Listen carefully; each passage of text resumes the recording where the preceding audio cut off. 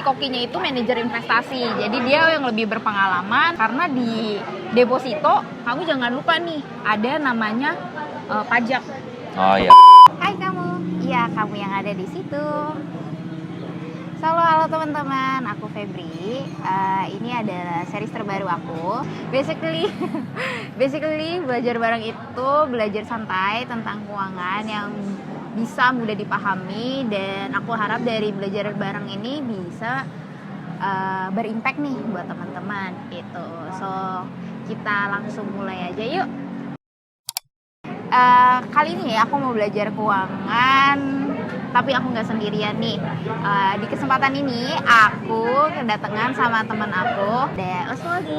Halo, gue Oswaldi. Gue apa ya? Bisa disebut live streamer, content creator, sama Entrepreneur ya. Gak kerasa nih 1 tahun pandemik itu udah hadir, dan pandemik ini membuat hampir semua orang menemukan hobi baru atau interest baru nih. Pasti udah gak asing lagi nih. Tahun 2020 menjadi sebuah pencapaian baru untuk pasar modal Indonesia. Nah, pandemik COVID-19 ini terjadi justru berdampak positif buat sebagian besar investor yang ada di Indonesia, yang menjadi pemicu masyarakat untuk berinvestasi. Oke, dengan bertambahnya jumlah investor nih ya, tapi ternyata nggak semua orang paham sama investasi itu sendiri. Kebetulan aku juga kerja di salah satu sekuritas yang ada di Indonesia. Sebelum kita lanjut nih, aku sendiri pengen nanya nih ke Os. Pas pertama kali kamu dengar investasi itu, apa sih yang kamu pikirin? Kalau misalkan dari sisi awam yang benar-benar belum mengenal apa itu investasi, lebih ke investasi itu berarti deposito. Kayak nyimpen uang di bank yang udah kita nggak pusingin akan bunga dan lain-lain, tapi kita dapat persenan tiap tahunnya. Oh, ya itu sebenarnya deposito itu salah satu instrumen investasi juga sih. Sendiri udah mulai investasi belum sih? Kalau saat ini sih investasi udah mulai, tapi ya maksudnya karena baru mengenal juga, tapi ke saham yang aku tahu sekarang. Saham individu ya berarti ya. Ada juga kan yang lain kayak obligasi atau reksadana, tapi aku cuman baru dengar doang aja, jadi nggak terlalu paham. Oh gitu. Oke, tapi udah langsung mulai ke saham ya berarti. Berarti deposito juga udah pernah berarti kan? Deposito nggak pernah, tapi yang dikenal lebih dahulu tuh deposito. Oke. Aku sendiri udah mulai investasi tuh dari umur berapa sih? Pokoknya dari awal tahun 2020 atau di akhir tahun 2019 aku udah kayak mulai mengenal apa itu investasi. Dan aku kayak dari sosial media dan apa aku nyari tahu, dan yang bisa aku dapetin itu tentang saham dulu. Jadinya aku mulai sedikit mempelajari, nggak lebih mempelajari ya, sedikit memahami apa itu saham dan mulai mencoba investasi melalui saham. Iya sih, tapi emang dari kita, rata-rata dari kita tuh emang lebih common banget, apalagi di tahun 2020 nih, banyak banget yang semua orang tiba-tiba mulai investasi ke saham. Tapi tadi yang pertama aku juga sempat bilang, kalau misalnya nggak semuanya yang udah paham banget nih sama investasi kan. Aku pun juga cuma sekedar paham. Iya, langsung tiba-tiba udah langsung ke saham aja gitu. Sebelum kita mulai investasi, kita tuh harus memperbaiki dulu keuangan kita, perencanaan keuangan kita maksudnya. Nah, kayak memperbaiki cash flow, terus ada punya hutang apa enggak, terus udah gitu dana darurat, terus proteksi, asuransi kayak gitu-gitu. Itu harus dipenuhin dulu, maksudnya dibenerin, diberesin dulu, baru mulai investasi. Nah, sebenarnya aku juga udah pernah bahas ya tentang kayak dana darurat, terus proteksi kayak gitu-gitu. Itu ada di video aku, kalau misalnya kalian bisa lihat di sini apa di sini ya? Ya pokoknya di sini itu tentang ciri keuangan sehat. Nah, oke, kita lanjut ya. Kalau ngomongin produk investasi yang kayak tadi kamu udah bilang, itu tuh kan ada namanya saham, ya kan? Nah, sebenarnya investasi tuh sebenarnya dibagi 2 nih. Ada real asset sama paper asset. Kalau real asset itu apa tuh? Kamu tahu nggak? Properti, rumah, betul, dan tanah, emas. Pokoknya yang berwujud lah ya, berbentuk ya. Nah, berwujud itu sebenarnya kan kalau kayak kita ngomongin emas gitu kan, itu kan dia ada yang nggak berwujud juga kan sekarang digital, nabung iya. emas digital itu makanya yang berwujud ya. Nah kalau paper asset itu ya kayak tadi saham, reksadana, obligasi, deposito, terus apapun sekarang ada yang lagi zaman namanya P2P, Nah ya, ya kan? kayak itu. Itu apa namanya? Itu yang pokoknya intinya yang tidak terlihat gitu.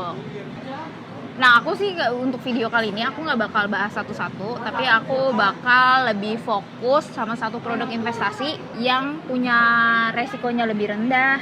Terus udah gitu buat teman-teman yang nggak punya waktu untuk mantengin market tapi mau tetap cuan, nah ini nih salah satu produk investasinya yang boleh teman-teman coba nih.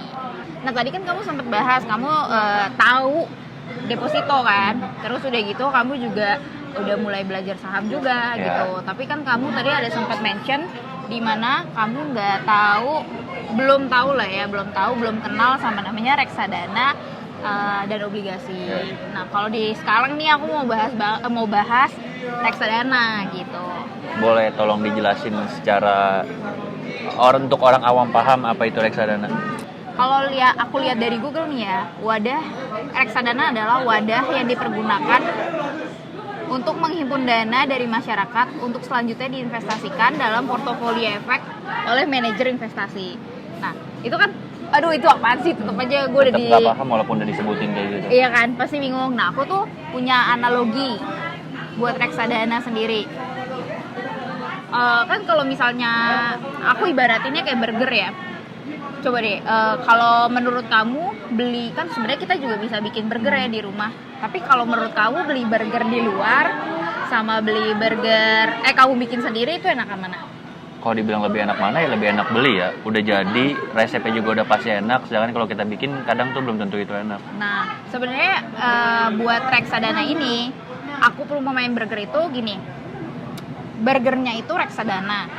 Isinya kan sekarang burger kan juga banyak macam. Ada yang beef, ada yang fish, terus ada yang chicken juga gitu kan. Nah itu kan masing-masing beda-beda kan isinya. Nah isi burger ini tuh sama kayak reksadana. Reksadana itu juga beda-beda isinya. Nah sebenarnya reksadana itu dibagi menjadi 4 nih.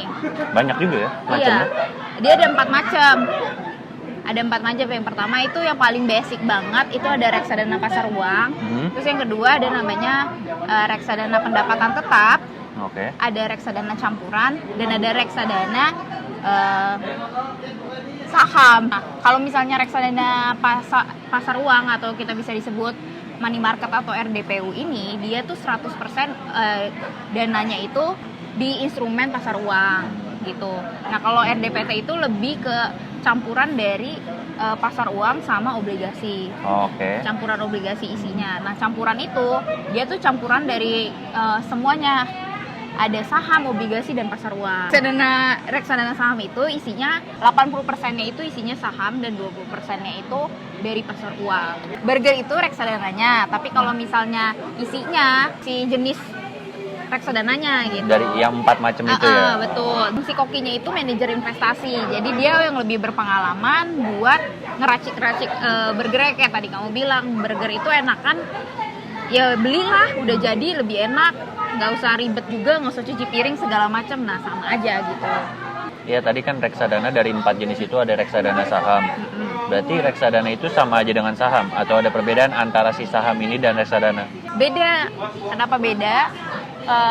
Kalau misalnya saham individu kayak kamu nih, kan individu, kamu langsung beli sahamnya satu emiten. Sedangkan kalau di reksadana saham itu si MI-nya nih, manajer investasinya, dia ngeracik masukin ke saham-saham apa gitu. Kan kalau misalnya kamu beli satu saham individu, misalnya saham ABC gitu ya, beli terus ternyata nilainya turun lagi karena kondisi pasar atau sentimen pasar yang gimana, langsung turun kan. Sedangkan kalau di reksadana saham, karena nggak langsung masuk 100% di saham tersebut, tapi dia kan dibagi-bagi tuh. Jadi bisa lebih meminimaliskan. Dan nggak usah khawatirnya gini, kalau misalnya kamu investasi di saham yang bagus gitu, maksudnya ya kalau kita tahu namanya kayak blue chip, itu kamu juga nggak perlu was-was. Tapi kalau misalnya yang biasa disering tuh saham gorengan, kamu perlu was-was. Sedangkan kalau MI ini yang udah profesional dan dia bakal naruh di saham-saham yang terbaik gitu. Bye.